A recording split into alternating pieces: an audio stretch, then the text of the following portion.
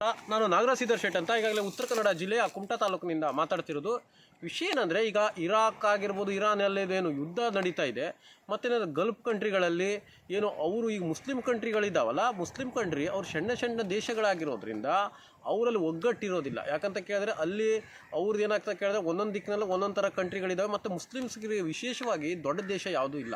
ಯಾಕಂತ ಕೇಳಿದ್ರೆ ನಾವೇ ಭಾರತದಲ್ಲಿ ಹುಟ್ಟಿರೋರು ನಾವೇ ಪುಣ್ಯವಂತರು. ಯಾಕಂತ ಕೇಳಿದ್ರೆ ನಾವು ಹಿಂದೂಗಳೆಲ್ಲ ಒಂದೇ ಕಡೆ ಇದ್ದೀವಿ, ಮತ್ತು ಚೈನಾದಲ್ಲಿ ಹುಟ್ಟಿರೋರು ಅಂತೂ ಅವರು ಕೂಡ ಪುಣ್ಯವಂತರು. ಯಾಕಂತ ಕೇಳಿದ್ರೆ ಅವರು ಕೂಡ ಒಂದೇ ಕಡೆ ಇದ್ದಾರೆ. ಒಂದೇ ಕಡೆ ಇದ್ದಂಥ ಸಮಯದಲ್ಲಿ ಯಾರ್ದು ಕಣ್ಣು ಬೀಳೋದಿಲ್ಲ. ಯಾಕಂತ ಕೇಳಿದ್ರೆ ದೊಡ್ಡ ಮೀನು ಸಣ್ಣ ಮೀನಿಗೆ ನುಂಗುವಂಥದ್ದು ಸಹಜ. ಈಗ ನೋಡಿ, ದೊಡ್ಡ ದೇಶ ಏನು ಅಮೇರಿಕಾ ಇದ್ರೂ ಅಲ್ಲಿ ಕಣ್ಣು ಹಾಕುವಂಥದ್ದು ಎತ್ತಕ್ಕೆ. ಯಾಕೆ ಅಂತ ಕೇಳಿದ್ರೆ ಅವ್ರು ಸಣ್ಣ ದೇಶಗಳಿಗೆ ಒಂದು ನುಂಗುವಂಥ ಪ್ರಯತ್ನ ನಡೀತದೆ. ಯಾಕಂತ ಕೇಳಿದ್ರೆ ನಮ್ಮ ಇಂಡಿಯಾದವ್ರ ಸುದ್ದಿಗೆ ಯಾಕೆ ಬರೋದಿಲ್ಲ ಅಂದರೆ, ಚೈನಾ ರಷ್ಯಾದವ್ರ ಸುದ್ದಿಗೆ ಯಾಕೆ ಹೋಗೋದಿಲ್ಲ ಅಂತ ಕೇಳಿದ್ರೆ, ದೊಡ್ಡ ದೇಶ ಯಾವತ್ತೂ ಜಗಳ ಆಡಲ್ಲ. ಯಾಕಂತ ಕೇಳಿದ್ರೆ ನಾವು ಸಣ್ಣ ಉದಾಹರಣೆನೇ ತೊಗೊಳ್ಳೋಣ. ಯಾಕಂತ ಕೇಳಿದ್ರೆ ದೊಡ್ಡ ವ್ಯಾಪಾರಿಗಳು ಅಲ್ಲಿ ಜಗಳ ಆಡೋದಿಲ್ಲ. ಯಾಕಂದರೆ ಅವ್ರಿಗೆ ಬೇಕಾದ ಸಾಮಗ್ರಿನ ಇವ್ರು ಕೊಡ್ತಾರೆ, ಇವ್ರು ಬೇಕಾದ ಇದನ್ನು ಕೂಡ ವ್ಯಾಪಾರ ಬಿಸ್ನೆಸ್ ದೃಷ್ಟಿಕೋನದಿಂದ ದೊಡ್ಡ ದೇಶದವ್ರ ಹತ್ರ ಹಾಳು ಮಾಡಿಕೊಂಡ್ರೆ ಅವ್ರಿಗೆ ಬಿಸ್ನೆಸ್ಗೆ ಹೊಡ್ತಾ ಬೀಳ್ತದೆ. ಸಣ್ಣ ಪುಟ್ಟ ದೇಶದವ್ರ ಹತ್ರ ಹಾಳು ಮಾಡ್ಕೊಂಡ್ರೆ ಅವ್ರಿಗೆ ಏನು ಫರಕ್ ಬೀಳೋದಿಲ್ಲ, ಅದು ಏನೋ ಇದೇ ಬೀಳೋದಿಲ್ಲ.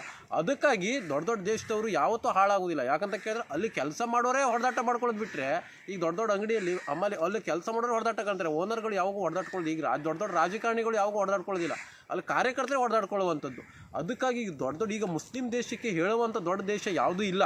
ಅದಕ್ಕಾಗಿ ಅವರಲ್ಲಿ ಏನಾಗ್ತದೆ ಅಂದರೆ ಒಗ್ಗಟ್ಟು ಮಾಡೋಕ್ಕಾಗೋದಿಲ್ಲ. ಈಗ ನಮ್ಮ ದೇಶದಲ್ಲಿ ಒಗ್ಗಟ್ಟಿದೆ. ಯಾಕಂದರೆ ಹಿಂದೂಗಳು 100 ಕೋಟಿ ಹಿಂದೂಗಳಿದ್ದಾರೆ, ಅವರು ಒಗ್ಗಟ್ಟಿದೆ. ಮತ್ತು ನಮ್ಮದು ವಿಶ್ವದಲ್ಲಿ 224 ದೇಶಗಳಿದ್ದಾವೆ.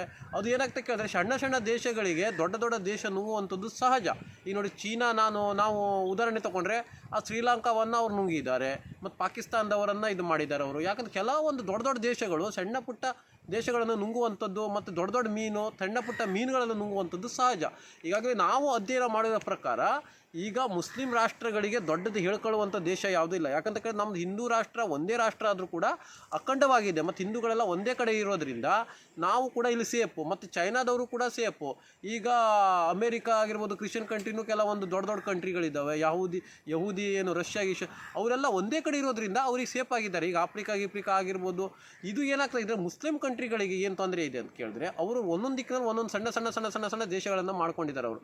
ಅದಕ್ಕಾಗಿ ಈ ಒಂದು ಸಮಸ್ಯೆ ಉಲ್ಬಣ ಆಗ್ತಾ ಇದೆ. ಯಾಕಂತ ಕೇಳಿದ್ರೆ ಮುಸ್ಲಿಂ ಒಂದೇ ದೇಶದಲ್ಲಿ ಎಲ್ಲ ಅವರು ದೊಡ್ಡ ದೇಶಗಳು ಅವರ ಅಧೀನದಲ್ಲಿದ್ದರೆ ಅದು ಯಾವುದೇ ರೀತಿ ಸಮಸ್ಯೆಗಳು ಬರ್ತಾ ಇರಲಿಲ್ಲ. ಈಗ ಏನಾಗ್ತಾ ಇದೆ ಕೇಳಿದ್ರೆ ಸಣ್ಣ ಪುಟ್ಟ ದೇಶವನ್ನು ನೋಡಿಬಿಟ್ಟೆ ಅವರು ಕೆಲವೊಂದು ಜನ ಈಗ ಅಮೇರಿಕಾ ಆಗಿರ್ಬೋದು, ಎಲ್ಲ ದೇಶಗಳು ಅಲ್ಲಿ ಕಣ್ಣು ಹಾಕುವಂಥದ್ದು, ಆಯಿಲ್ ಮಾಫಿಯಾ ಆಗಿರ್ಬೋದು, ಕಣ್ಣು ಹಾಕುವಂಥದ್ದು ಸಹಜ. ಅದಕ್ಕಾಗಿ ದೊಡ್ಡ ದೇಶವ್ರ ಹತ್ರ ಕಣ್ಣು ಹಾಕಿದ್ರು ಕೂಡ ಅವ್ರ ಬಿಸ್ನೆಸ್ ಹೊಡ್ತಾ ಬೀಳ್ತದೆ, ಮತ್ತು ನಾವು ಕೂಡ ಕೇರ್ ಮಾಡೋದಿಲ್ಲ. ಯಾಕಂದ್ರೆ ನಮ್ಮದು ದೊಡ್ಡ ದೇಶ ಆಗಿರೋದ್ರಿಂದ, ಮತ್ತು ಚೈನಾದು ದೊಡ್ಡ ದೇಶ ಯಾವುದಕ್ಕೂ ಕೇರ್ ಮಾಡೋದಿಲ್ಲ. ಎಲ್ಲದೂ ಸಂಪತ್ತು ಅಲ್ಲಿ ಇರ್ತದೆ, ಮತ್ತೇನಾದರೂ ಡಾಮಿನೇಟ್ ಮಾಡೋದು ಕಷ್ಟ. ಬಿಸ್ನೆಸ್ ದೃಷ್ಟಿಕೋನದಲ್ಲೂ ಹೊಡ್ತಾ ಬೀಳ್ತದೆ ಹೇಳಿ ಅವ್ರ ಯಾವುದೇ ರೀತಿ ಡಾಮಿನೇಟ್ ಮಾಡೋಕ್ಕಾಗೋದಿಲ್ಲ. ಈಗ ದೊಡ್ಡ ಮೀನುಗಳು ಸಣ್ಣ ಮೀನುಗಳಿಗೆ ನುಂಗುವಂಥದ್ದು ಇಲ್ಲಿ ನಡೀತಿರುವಂಥದ್ದು ಕೂಡ ಇದೆ. ಮೊದಲಿನಿಂದಲೂ ಕೂಡ ಇದೇ ರೀತಿ ನಡ್ಕೊಂಡು ಬರ್ತಾ ಇದೆ, ಮುಂದಾದರೂ ಇದೇ ರೀತಿ ಆಗ್ತದೆ. ಯಾಕಂತ ಕೇಳಿದ್ರೆ ಮುಸ್ಲಿಂ ದೇಶದವ್ರ ಹತ್ರ ದೊಡ್ಡ ಹೇಳ್ಕೊಳ್ಳುವಂಥ ದೇಶಗಳು ಯಾವುದೂ ಇಲ್ಲ. ಎಲ್ಲ ಇದ್ದಾವೆ ಸಣ್ಣ ಪುಟ್ಟ ದೇಶಗಳಿದ್ದಾವೆ ಅವ್ರ ಹತ್ರ, ದೊಡ್ಡ ಒಂದೇ ಇನ್ಕ್ಲೂಡಿಂಗ್. ಯಾಕಂದರೆ ಅದು ಒಟ್ಟಾಗಿರುವಂಥದ್ದು ಯಾವುದೇ ಇದು ಇಲ್ಲ. ಯಾಕಂತ ಕೇಳಿದ್ರೆ ನಮ್ಮ ದೇಶ, ನಾವು ಇಲ್ಲಿ ಹುಟ್ಟಿರೋದೇ ಪುಣ್ಯವಂತರು. ಯಾಕಂತ ಕೇಳಿದ್ರೆ ನಾವು 100 ಕೋಟಿ ಜನಸಂಖ್ಯೆ ಏನಿದ್ದಾರೆ, ನಮ್ಮದು 141 ಕೋಟಿ, ಅದೆಲ್ಲ ನಾವು ಜಾತ್ಯತೀತವಾಗಿದ್ದರೂ ಕೂಡ 100 ಕೋಟಿ ಜನಸಂಖ್ಯೆ ನಾವು ಒಗ್ಗಟ್ಟಿನಲ್ಲಿದ್ದೀವಿ ಇಲ್ಲಿ. ಅದಕ್ಕೆ ಯಾವುದು ವಿಶ್ವದ ಯಾವುದೇ ಶಕ್ತಿ ಕೂಡ ನಮ್ಗೆ ಅಲುಗಾಡಿಸೋಕ್ಕಾಗೋದಿಲ್ಲ. ಆ ಒಂದು ನಿಟ್ಟಿನಲ್ಲಿ ಹೇಳ್ತಾ ಇದ್ದೀವಿ.